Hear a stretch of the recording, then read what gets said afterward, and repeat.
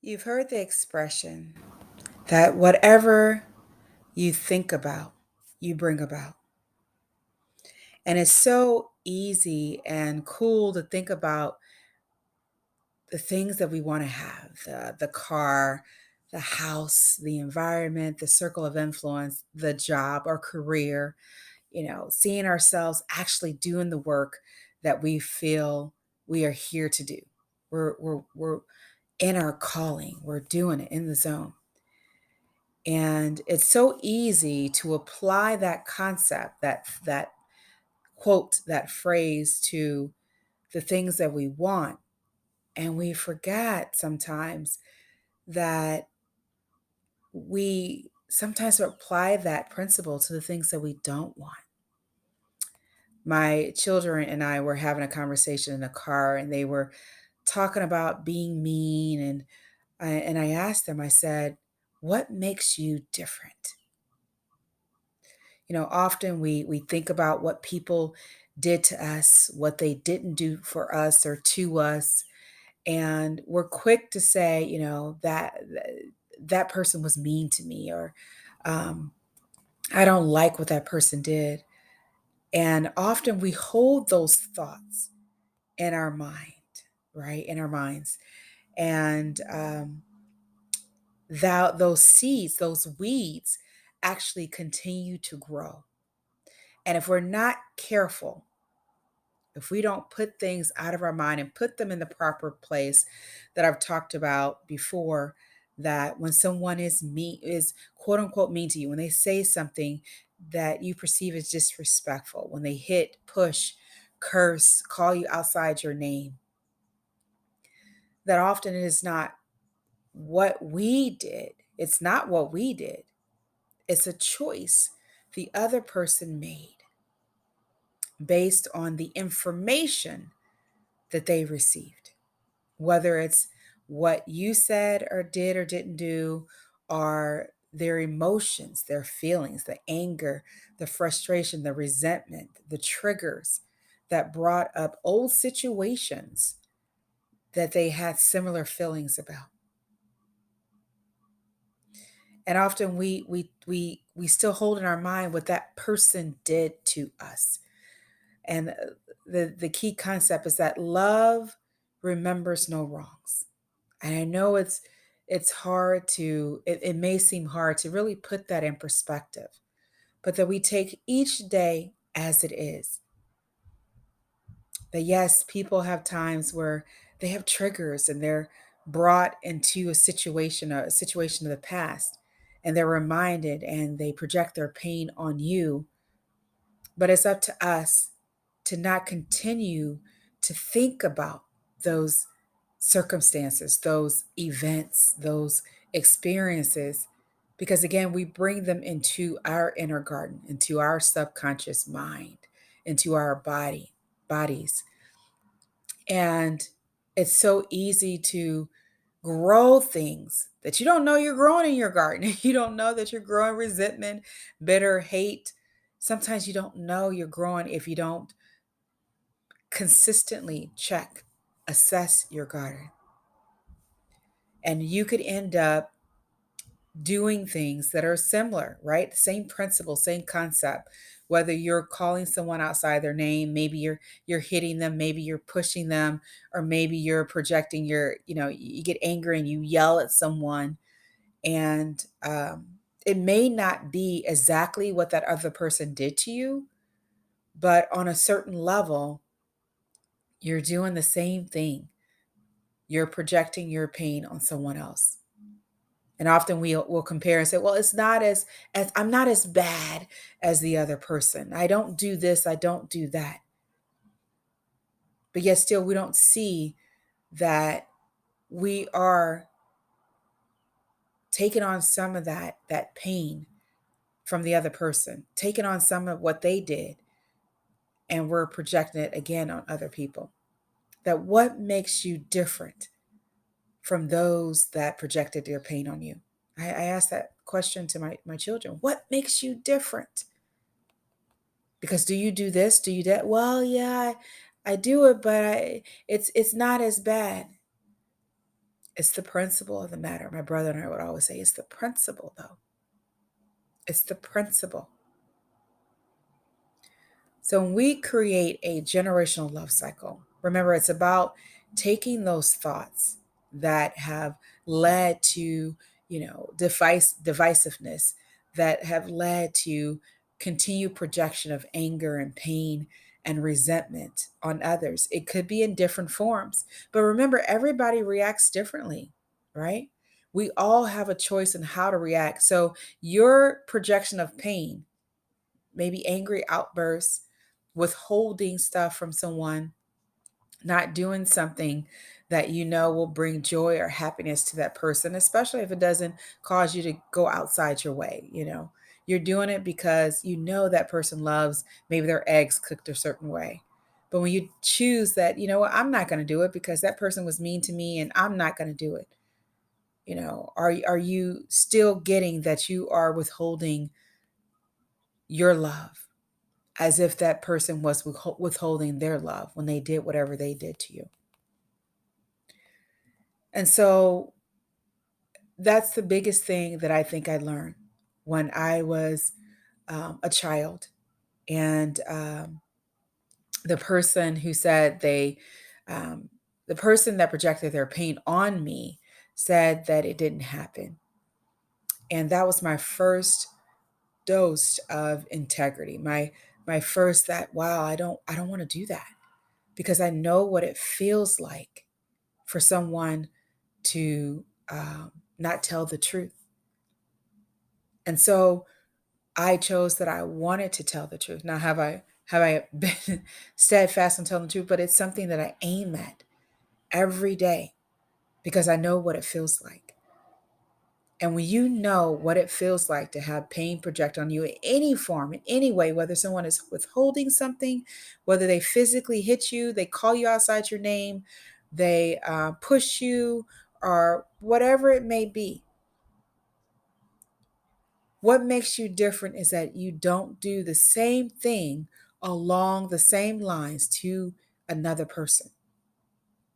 You choose, instead of being projecting your pain on others, you choose to deal with your emotions and your feelings. You choose to face them and to not let them master you, but you master your emotions and your feelings. And that's what Jesus showed us.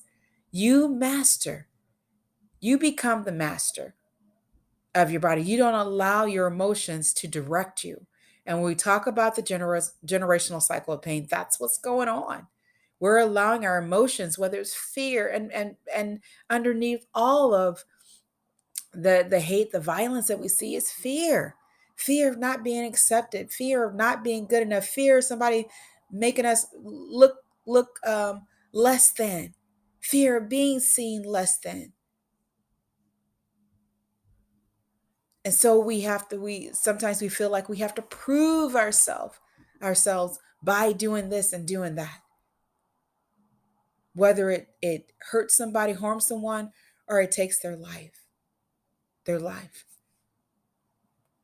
And so I ask you today, because many of us have had situations where people have done things to us, physically, emotionally, mentally, or withheld their love, or called us outside our names, or made us feel less than who we believe to be.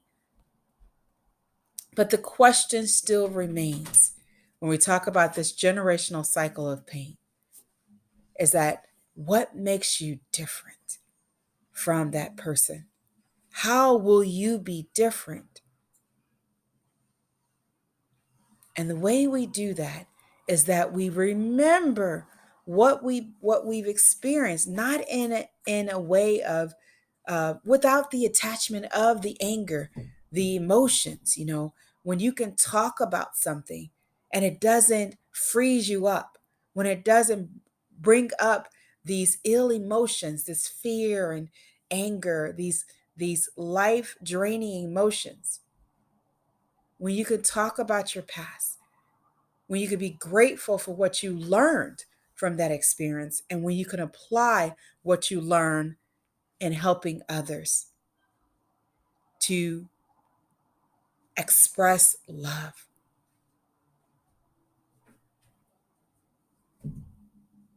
We are greater than our experiences, and we do not have to be somebody else. I tell my children, I don't want you to be me. I don't want you to be your father. I want you to be you. If you see something that you don't like, then don't do it. If you see something you like, then do it, and do it even more. There were things I loved what my mother did, and I still do. And there were things I didn't too much care for. I held on to the good, and I left what I consider the harmful behind. Every decision, every life experience that we have, there's always a choice. And we can choose to be true to ourselves, or we can choose to have vengeance, resentment, shame, anger, guilt. We can choose to put situations, experiences in the right perspective.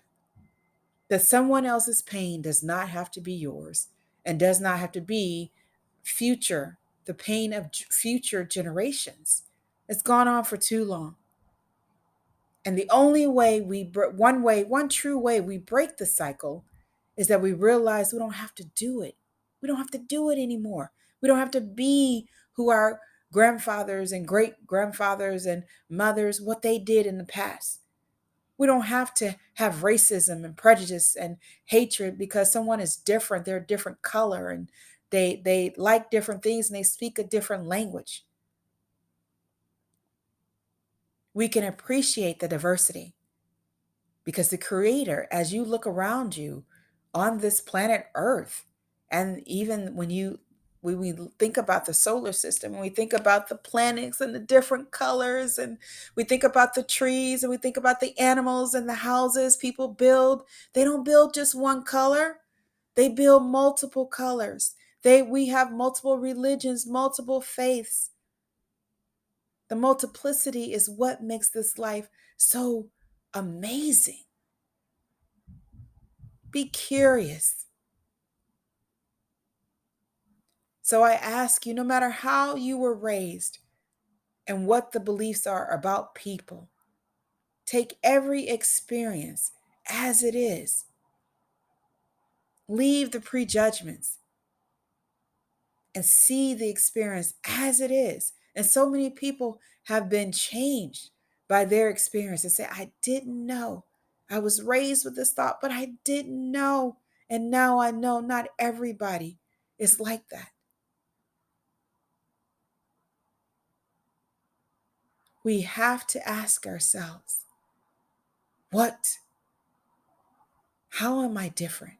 What will make me different? How am I living this life in such a way that it expresses the true nature of myself? And I'm going to tell you, the true nature is not fear. It's not hatred. It's not jealousy. It's not violence. It's not resentment. It's not greed. It's not dominion over people.